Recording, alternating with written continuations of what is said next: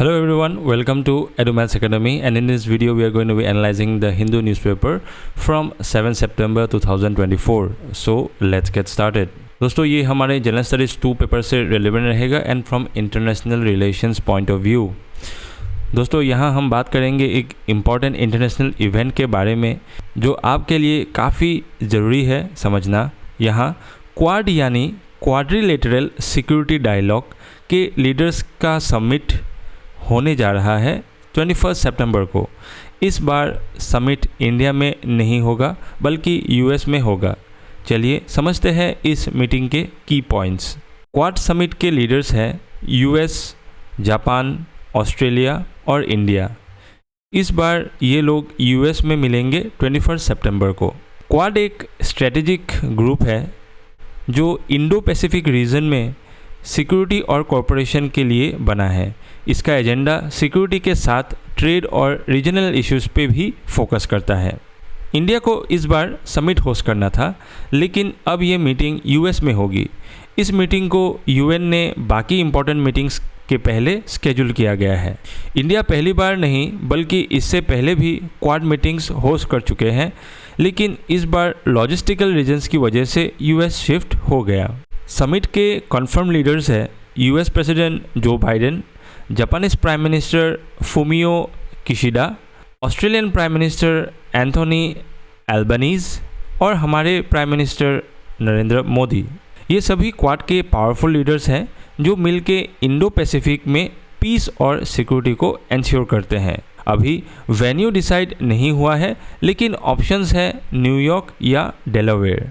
Venue का decide होना election और ट्रैवल स्केड्यूल्स पर डिपेंड करता है जो अभी क्लियर नहीं हुई है।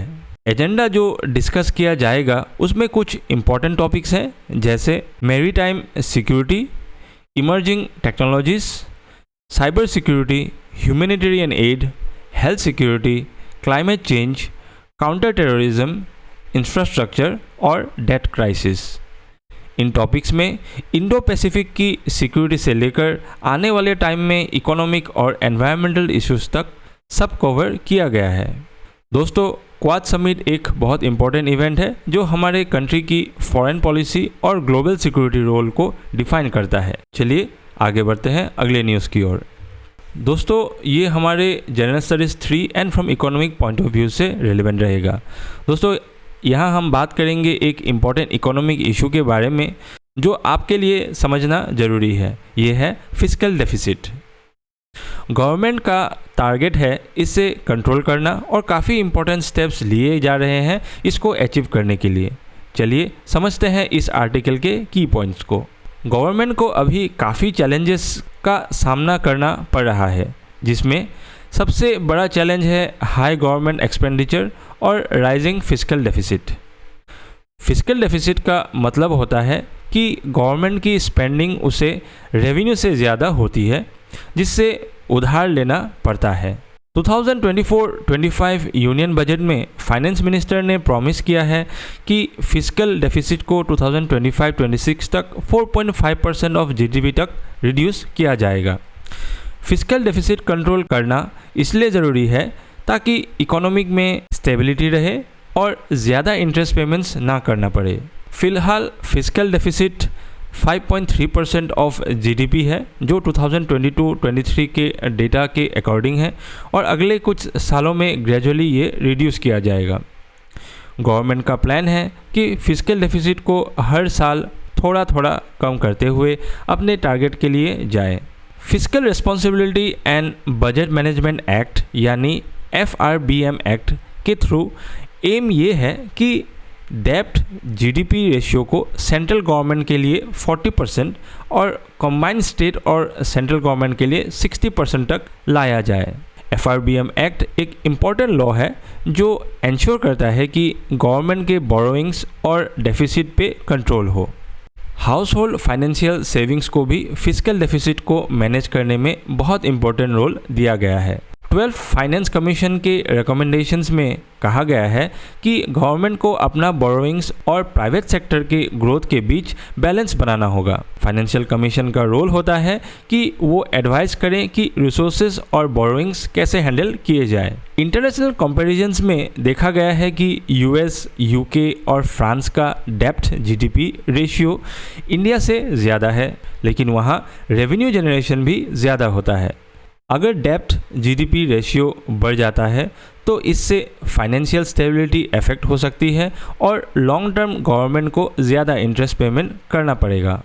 अगर ज़्यादा बोरोइंग्स होती है तो गवर्नमेंट के इंटरेस्ट का बर्डन बढ़ जाता है, जो पब्लिक फाइनेंसेस पे प्रेशर डाल सकता है। कंक्लूजन ये है कि हाउस होल्ड सेविंग्स, गवर्नमेंट डेब्ट का मैनेजमेंट और फिजिकल डिसिप्लिन को बैलेंस करना ज़रूरी है ताकि long term financial crisis avoid किया जा सके।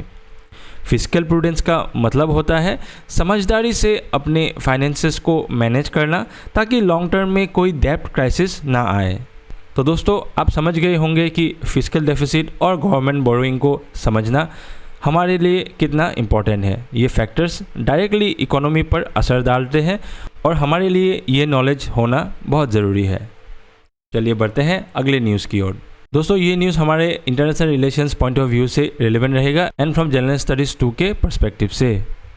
दोस्तों, यहाँ हम बात करेंगे इंडिया और यूरोपियन यूनियन के बीच बढ़ रहे मिलिट्री कोऑपरेशन के बारे में।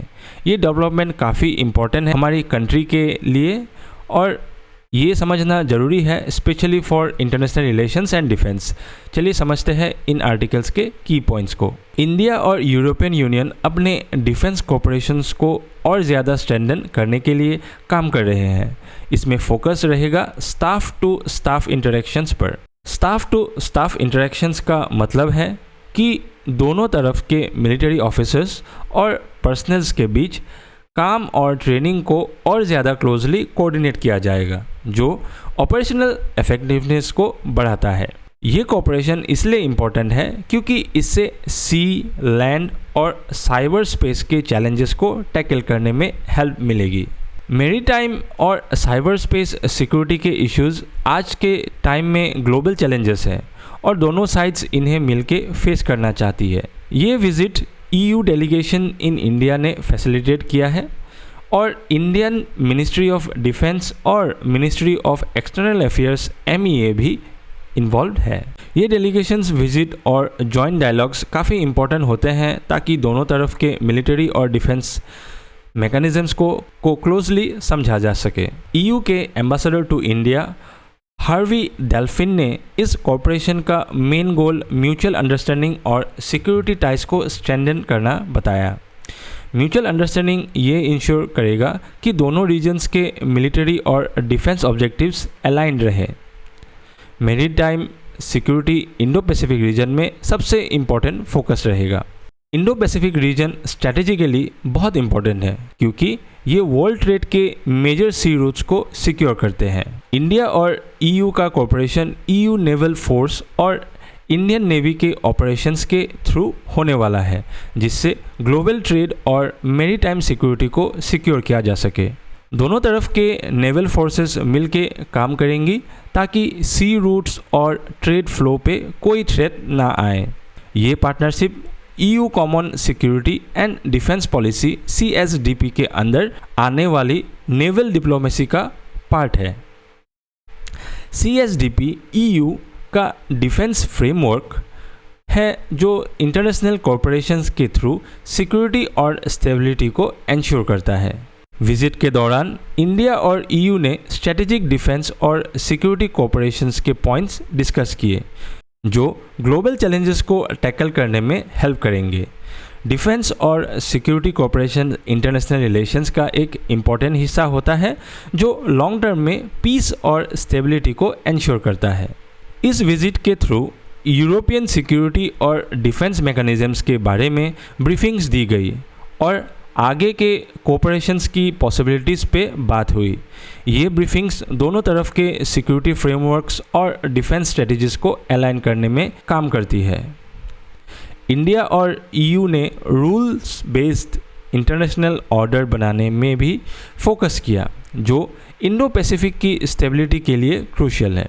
रूल्स बेस्ड ऑर्डर का मतलब है कि इंटरनेशनल एग्रीमेंट्स और लॉ को फॉलो करके रीजनल स्टेबिलिटी को एंश्योर किया जाए। तो दोस्तों आप समझ गए होंगे कि इंडिया और ईयू का मिलिट्री और डिफेंस कोऑपरेशन काफ़ी स्ट्रेटेजिक है। ये हमारे इंटरनेशनल सिक्योरिटी और डिप्लोमेसी का एक इम्पॉर्टेंट पार्ट है। तो दोस्तों ये रहा हमारा आज का डेली न्यूज़पेपर एनालिसिस एंड आशा करता हूँ कि ये न्यूज़ आपके एग्ज़ाम पॉइंट ऑफ व्यू से and from knowledge point of view से आपको अच्छी मदद मिली होगी। तो मिलते हैं अगले वीडियो में। Thank you.